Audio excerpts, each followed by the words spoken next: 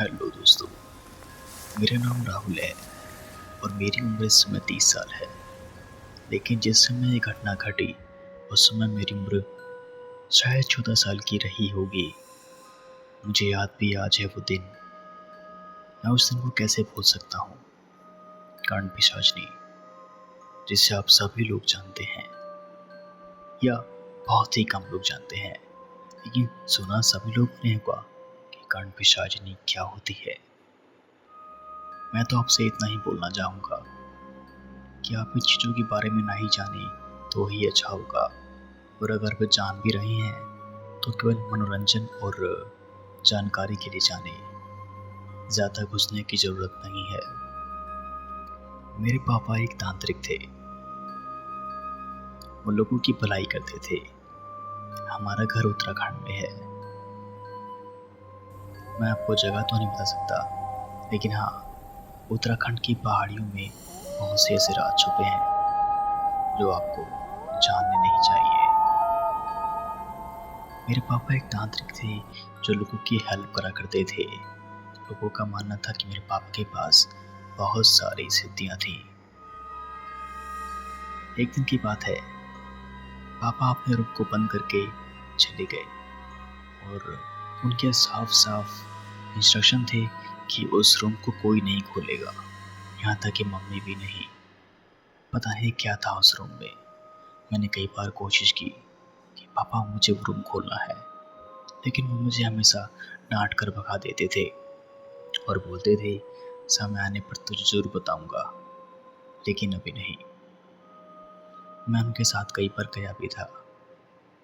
वहाँ पर लोग अजीब गरीब हरकतें करते थे और पापा उन्हें बिना छुए मारते थे, और वो लोग भी काफ़ी कराहते थे और रोते थे और बोलते थे कि मुझे छोड़ दीजिए, मैं यहाँ से चला जाऊँगा।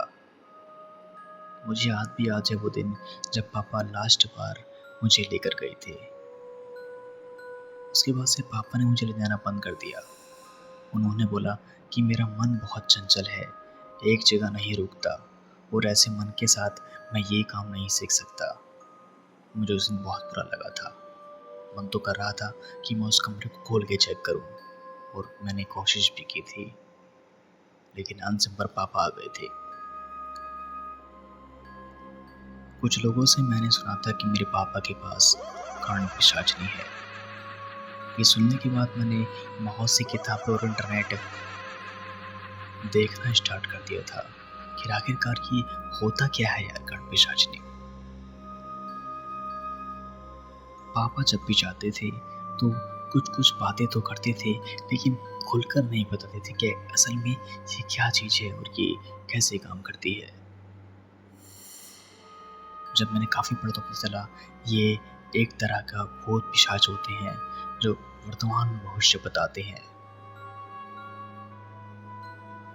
एक दिन की बात है, पापा ने कहा कि मुझे आने में समय लग जाएगा, क्योंकि वो उत्तराखंड से कहीं बाहर चले गए थे और मुझे बोलकर गए थे कि अगर उस रूम से कोई भी आवाज़ आए तो इग्नोर करना और उस रूम को बिल्कुल मत खोलना। और वैसा ही हुआ। रात के समय लगता था जैसे कोई इस दरवाजे को खटखटा रहा है, लेकिन मैं तो बहुत चंचल था। मैं खोल तो नहीं सकता था, लेकिन मैं उस रूम को बाहर से ही झांकता रहता था। और लास्ट के दिन जब मैं उसे खोलने ही वाला था तो पता नहीं कैसे अचानक पापा आ गए। या उन्हें ऐसा पता पड़ जाता था कि उस रूम को कोई खोलने वाला है। जिस दिन वो आए उस दिन अपने साथ वो एक लाल रंग की मटकी लाए थे, जो दिखने में बड़ी अजीब लग रही थी। उसमें न जाने कितने ताबीज और कितने कलर के रंग बिरंगे दुपट्टे लगे हुए थे। उन्होंने वो मटकी जाकर उसी रूम में रख दी। उस दिन पहली बार मैंने उस रूम को देखा। उस रूम में अजीबोगरीब चित्र बने हुए थे और एक हड्डियों की माला रखी हुई थी। और मजे की बात यह है, उस मटकी जैसी वहाँ पर एक और मटकी रखी हुई थी, और उसके अलावा वहाँ पर ऐसा कुछ नहीं था। मेरे मन में शंका ये हुई कि मटकी के अंदर ऐसा क्या हो सकता है। क्या पता कोई खाने की चीज़ हो, या फिर ये ऐसे रखी है। ना तो वहाँ पर कोई किताब थी और ना ही कोई हवन कुंड।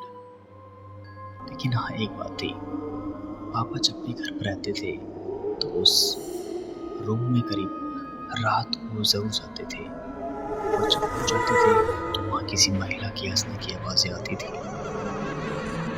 हालाँकि मैंने कई बार मम्मी से कहा था, लेकिन मम्मी ने कहा ऐसा कुछ नहीं है, चुपचाप जाके सो जाओ। मैं बहुत परेशान था इन चीज़ों को लेकर कि आखिरकार ये हमारे घर में क्या हो रहा है, और मुझे कोई खुलकर क्यों नहीं बताना चाह रहा। मुझे आज भी याद है वो दिन जब पापा लास्ट बार मुझसे बोल कर गए थे कि बेटा, कुछ चीज़ें ऐसी होती हैं जो आप ना जानो तो ही सही रहता है, और भूल कर इस गेट को मत खोलना, और अगर खोल भी लिया तो मेरी किस सामान को मत छूना। पापा चले गए थे और महीना भर हो गया वापस नहीं आए। घर में सब लोग बहुत परेशान थे।